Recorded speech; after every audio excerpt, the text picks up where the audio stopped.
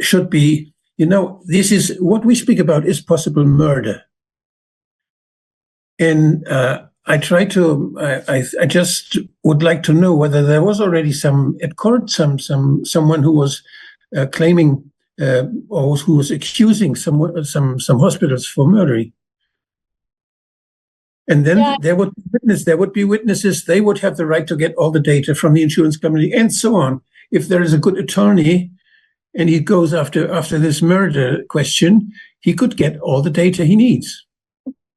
Yeah, or at the very least, democide, state-sponsored euthanasia, I think is, I don't disagree necessarily with the word murder, especially using it for effect. But one challenge in the states anyway is that people don't want to say that individual doctors crossed ethical lines, that they murdered anybody individually. So I've tried to say democide or iatrogenocide, that was because I think the government ultimately is responsible for this.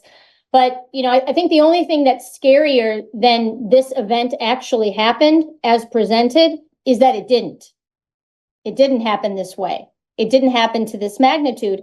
And Yes. I can't speak to Germany, but I can tell you that in the US, New York was used to convince, this spectacle of New York was used to convince people that that there was an emergency and that kids needed to be shut out of school, restaurants needed to be closed, right? People's lives needed to be completely upended because look, we don't want, in Chicago or in San Francisco, what's happening in New York, right? And then the narrative was that New York got hit really hard by this virus and then got caught off guard, even though New York City is one of the most disaster prepared cities in the world, right? It's most disaster prepared.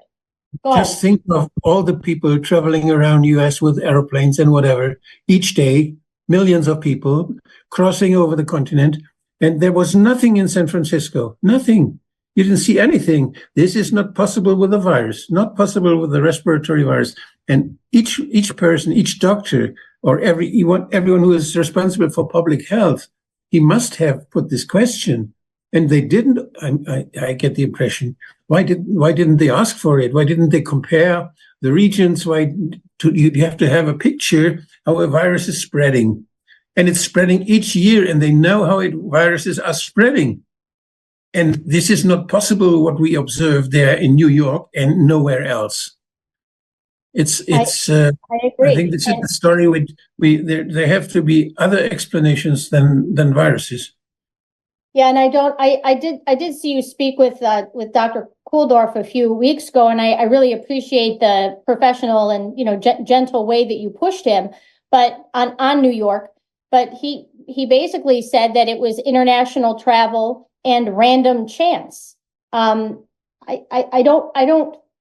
don't think he's actually looked at the data if he's saying that, and random chance has a certain meaning scientifically. And I don't think that it's random chance that New York City, the densest city in the United States, was the most disaster prepared city in the United States, was caught off guard by a coronavirus bomb. I mean, whatever we all thought in the moment, and I get it. I think it was a shock and awe campaign against all of us. I can, forgive anybody for thinking anything at the time.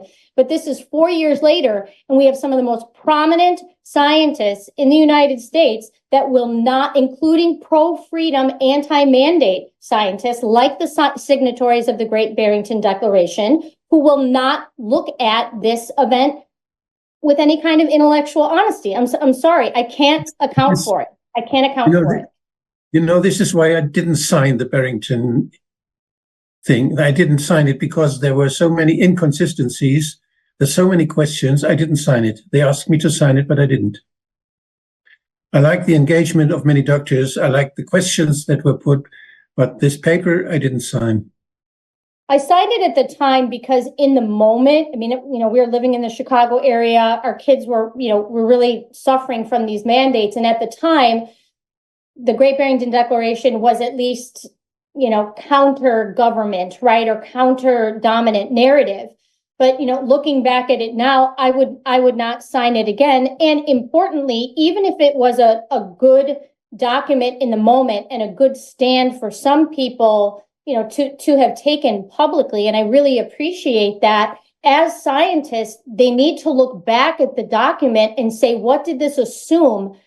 Are these things still true? Does this need to be revised? Where were we wrong? What questions remain? And it doesn't seem like they're willing to do that. But they need to. they need to, because I think no one was right, so.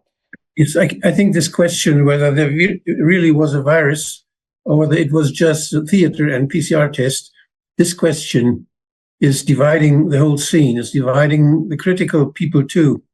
And it's still doing so. It's very important to ask the questions: how could we find out the truth? What do we need to find out who's right?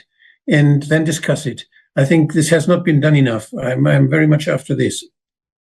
Yeah, I agree. And what are we afraid of? I mean, and there are all kinds of Meryl Nass. I don't know if you know Meryl Nass, but she the other day on her Substack was basically, calling for just everybody to agree to disagree and not talk about certain things, and just, get behind the effort to push back against what the WHO is trying to do. And I understand the effort, I understand that the WHO is trying to do evil things, and so are the countries that are participating in the WHO, including the US. But I don't agree with this, like, let's not talk about uncomfortable things. I mean, I'm a relative nobody, but I'll meet with anybody and show them this data and say, how do we explain this? Or how can we get the government to explain it, right?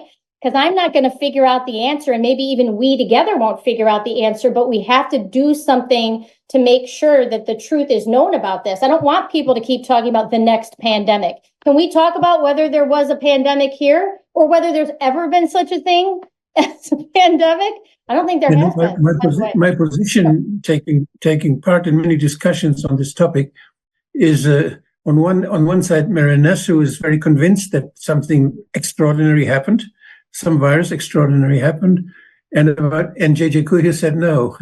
So I'm just in between, and I cannot say you are a nice person or you're a nice person. No, this doesn't interest me in this thing. I want to know, how would you recognize that the other one is wrong and that you are right? What should we do to find out that the other one is wrong and you are right?